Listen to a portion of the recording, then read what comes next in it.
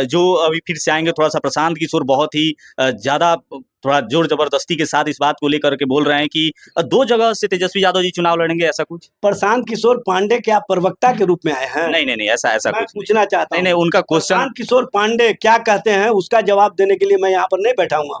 मैं बिहार की जनता के प्रति जवाब दे हूँ। अब बिहार की जनता स्पष्ट रूप से तेजस्वी जी के संबंध में सब कुछ जानती है, ये बताने की आवश्यकता नहीं है। तो आप मेरे पीछे जो बैनर देख रहे हैं, इससे आपको ये चीज कंफर्म हो गया होगा कि हम अभी कहाँ पे हैं, किस पार्टी ऑफिस में हैं। तो जी हाँ, हम आरजेडी के पार्टी ऑफिस में हैं। और आज का जो बात होने वाला है बहुत ही तगड़ा होने वाला है, क्योंकि जो तमाम पार्टियां हैं वो अपना अपना उम्मीदवार डे बाय डे अपना घोषित करते जा रही हैं, कैंडिडेट को रिलीज करते जा रही हैं, उनका नाम आते जा रहा है। तो इस मुद्दे को लेकर के हम लोग बात करेंगे कि अच्छा ये बताइए कि सबसे तो पहले बताइए कि अभी चुनाव प्रचार कैसा चल रहा है पार्टी का। सबसे पहले तो अभी चुनाव की प्रक्रिया शुरू हुई है 10 तारीख से, प्रचार शुरू होगा 23 तारीख से।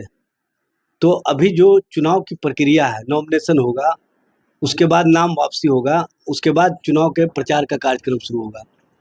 लेकिन आपको मैं एक बात बता देता हूँ, कौन पार्टी ने अपना उम्मीदवार घोषित किया है? सिवाय एक पार्टी के जो बी टीम है, सिवाय एक पार्टी के जो कहीं ना कहीं पीआर एजेंसी चलाना चाहती है, और सिवाय उस पार्टी के जिसने उम्मीदवारी के नाम पर 21,000 रुपया कार्यकर्ताओं से ऐंठने का काम किया, ठगने का काम किया, उस पार्टी के अलावा किस पार्टी ने उम्मीदवार घोषित किया है? और उस पार्टी में भी देखा जा रहा है कि बहुत ज्यादा लोगों में मतभेद हो रहा है टिकट को लेकर के। भाई वहां पर कोई कार्यकर्ता नहीं, पार्टी में कोई नेता नहीं है, वहां पर कोई संघर्ष नहीं है, कोई आंदोलन नहीं है, वहां पैसे का खेल है। 21,000 दीजिए, आप उम्मीदवार हो जाइए। आप भी, आपका कोई बैकग्राउंड नहीं है, आप 21,000 दीजिएगा, आप नेता हो गए। वहां वहां पैसे से नेता बनाया जा रहा है, यहाँ संघर्ष और आंदोलन वाले नेता है, यही फर्क है। इस फर्क को अगर लोग नहीं समझ पा रहे हैं तो कहीं ना कहीं उनका चक्षु दोष है, वो अपने आंखों को ठीक करवा ले, चश्मा बदलवा ले तो बेहतर रहेगा। अच्छा, एक और चीज है कि आज वो तो राघोपुर शायद निकले हुए हैं और उनका सीधा सीधा तेजस्वी यादव पे हमला तो वैसे व्यक्तिगत तौर पे होता था, लेकिन अभी देख रहे हैं कि उनके विधानसभा क्षेत्र में जाकर के कुछ हंगामा होने वाला है। भाई सीधा सीधा हमला वो करेंगे ही। भारतीय जनता पार्टी के स्क्रिप्ट के अनुसार भारतीय जनता पार्टी के प्रदेश अध्यक्ष ने स्वीकार किया है कि हाँ, हमारी बी टीम है प्रशांत किशोर पांडे। जब बी टीम है प्रशांत किशोर पांडे तो बी टीम किस पर हमला करेगी? जो टीम विनिंग में है, जो टीम आगे बढ़ रही है, जिस टीम को बिहार की जनता का विश्वास और समर्थन है, जिस टीम के लिए पूरे बिहार की जनता ने पलक पावड़े बिछा दी है, उसी टीम पर ने हमला करेगी। तो ये जितना हमला करेंगे हमारे ऊपर, उतना ही हमारा लोग और सशक्त और मजबूती के साथ जनता के बीच में जो हमारा विश्वास है, जो हमारा समर्थन है, वो मजबूत होगा।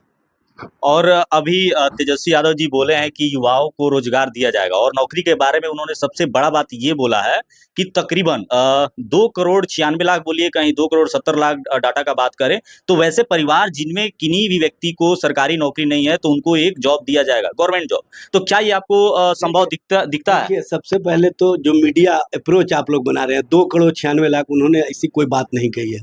आप लोग उनसे क्यों नहीं पूछते हैं जो हर साल 2 करोड़ की बात किए? 11 साल हो गया, 22 करोड़ देना चाहिए था, 8.5 लाख दिए हैं। उनसे आप लोग सवाल नहीं करते हैं। तेजस्वी जी ने 2020 के चुनाव में वादा किया था कि 10 लाख नौकरी और रोजगार देंगे एक कलम से। 2022 में डिप्टी सीएम बने तो 5.5 लाख लोगों को गांधी मैदान में लाइन लगवा करके नियुक्ति पत्र दिया, और उन्होंने नजीर प्रस्तुत किया कि अगर आप में इच्छा शक्ति हो, काम करने का अगर सोच हो, तो आप नौकरी भी दे सकते हैं, रोजगार भी दे सकते हैं, नौजवानों के चेहरे पर मुस्कुराहट भी दे सकते हैं, उनके भविष्य को भी बेहतर बना सकते हैं, और उनके परिवार में शहनाई भी बजवा सकते हैं। ये तेजस्वी जी ने साबित कर दिया।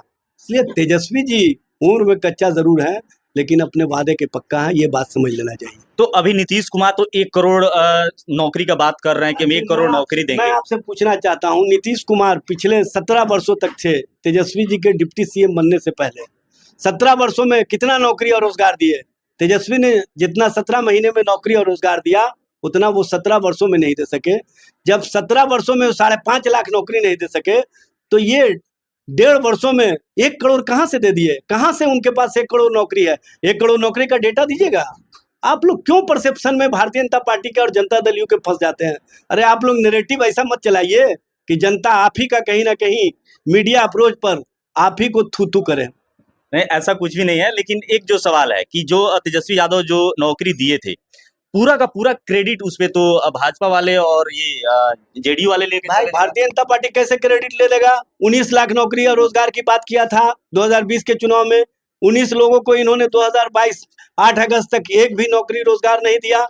तेजस्वी जी 9 अगस्त 2022 को सत्ता में आए और 15 अगस्त 2022 को नीतीश कुमार ने कहा कि 10 लाख नौकरी और 10 लाख रोजगार, और जिसको हमने कहा था उसको पूरी तरह से अक्षरशः लागू किया। इसलिए उनको क्रेडिट नहीं जाएगा। आप बच्चे बच्चे से पूछ लीजिए, बिहार का नौजवान, बिहार का भविष्य एक ही बात कहेगा कि नौकरी का मतलब, रोजगार का मतलब नौकरी मैन तेजस्वी प्रसाद यादव। इसलिए तेजस्वी जी के प्रति आप जिस तरह का नैरेटिव लेकर के आए हैं वो नैरेटिव चलने वाला नहीं। तो क्या लगता है कि महागठबंधन का बात करें तो इस बार 2025 के बिहार विधानसभा चुनाव में मेन मुद्दा क्या रहने वाला है? मेन मुद्दा हमारा है नफरत को मिटाओ, नौकरी और रोजगार को लाओ, महिलाओं का मान सम्मान बढ़ाओ, उनको आर्थिक रूप से न्याय दो। जो सुन लीजिए ना, जो 16% आरक्षण का चोरी किया है उस आरक्षण को, चोर को बेनकाब करो। जो शोषितों, वंचितों, पिछड़ों, दलितों, आदिवासियों के मान सम्मान के साथ खिलवाड़ करता है उसको बेनकाब करो। और महंगाई जो चरम सीमा पर है, जो अपराध चरम सीमा पर है, जो भ्रष्टाचार को सदाचार और शिष्टाचार का रूप दे दिया है, उसको समाप्त करने के लिए तेजस्वी जी संकल्पित हैं। और तेजस्वी जी का संकल्प है कि हर घर नौकरी और रोजगार जब आएगी तेजस्वी सरकार। तो अभी महिलाओं के सशक्तिकरण पे जैसा बात हो रहा था तो उसमें हम लोग स्पष्ट तौर से देख रहे थे कि अभी जब चुनाव पास में आया तो नीतीश कुमार जी के द्वारा लगभग 1,21,00,000 महिलाओं को 10-10 हजार रुपया बांटा गया। तो आप इसको किस संदर्भ में देख रहे हैं कि बस ये चुनावी एजेंडा बस है? अच्छा, मैं पूछना चाहता हूँ, 1,21,00,000 का आप परसेप्शन लेके आए हैं, जीविका दीदी किसकी है? सरकार की ओर से नियुक्त है। कौन आम महिला को एक भी पैसा मिला है? जब बिहार में आम महिलाओं के लिए एक पैसे का इन्होंने प्रोविजन नहीं किया और ये अपने जो बेस है उसको मजबूत करने के लिए इस तरह का खेल खेल रहे हैं, तो लोग पूछ रहा है कि 20 सालों तक आप सोए हुए क्यों थे? 20 सालों के बाद आप महिलाओं को 10,00,000 रुपया दे करके आप उनके साथ किस तरह का भद्दा मजाक कर रहे हैं, ये बात लोग पूछ रहा है। 20 सालों के अंदर आप अगर उसका निकालिएगा पूरा डेटा तो 1 रुपया 38 पैसा प्रतिदिन इन्होंने देने का काम किया है महिलाओं को, और आपको लग रहा है कि 10,000 दिए हैं, हमको लग रहा है कि 1 रुपया 38 पैसा दिए। तो अब थोड़ा सा लास्ट में हम युवाओं के लिए बात करेंगे क्योंकि तेजस्वी जी को हमारी बिहार के युवा बहुत ज़्यादा पसंद करते हैं और बहुत ज़्यादा उनको देखते हैं, क्योंकि रोजगार के मामले में बात करें तो वो बहुत आगे निकल के बात करते हैं और भी बहुत सारे मुद्दे हैं जिनमें देखते हैं कि युवा कमेटी का गठन करवाते हैं। तो इन तमाम चीज़ों को देखते हुए अब जो उनके चाहने वाले हैं उनको ये जानना है कि आखिर पार्टी अपना जो कैंडिडेट है वो कब तक घोषित ऐसा कर देगा? देखिए, उनके चाहने वाले को पता है, क्योंकि हमारे जो लोग हैं, हमारे जो कैडर हैं, हमारे जो कार्यकर्ता हैं, उनको पता है कि हमारे यहाँ संघर्ष वाले, आंदोलन वाले जो पार्टी के कार्यकर्ता हैं उन्हीं को चुनाव मैदान में हम उतारने जाएंगे। इसलिए अलग से उनको कोई मेहनत की आवश्यकता नहीं है।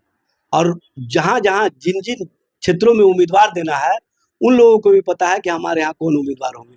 इसलिए बेचैन वो लोग हों जो हर दिन ओकेजनल उम्मीदवार देने का काम करते हैं और कहीं ना कहीं अपने पैसे के बदौलत राजनीति को नए तरीके से परिभाषित करते हैं। इसलिए ऐसे लोग बेचैन हैं। हमारे कार्यकर्ता कहीं बेचैन नहीं है। हमारे कार्यकर्ता तो इस बात की लड़ाई लड़ते हैं कि हमको न्याय मिले, हमको न्याय मिले। इसका मतलब है कि संघर्ष कार्यकर्ताओं के बीच है और वहाँ संघर्ष पैसे के बीच है। पैसे के होड़ वाले कार्यकर्ताओं के होड़ के सामने नहीं टिक पाएंगे। अच्छा, एक लास्ट क्वेश्चन। चलिए, धन्यवाद बात करने के लिए आपको। बहुत शुक्रिया।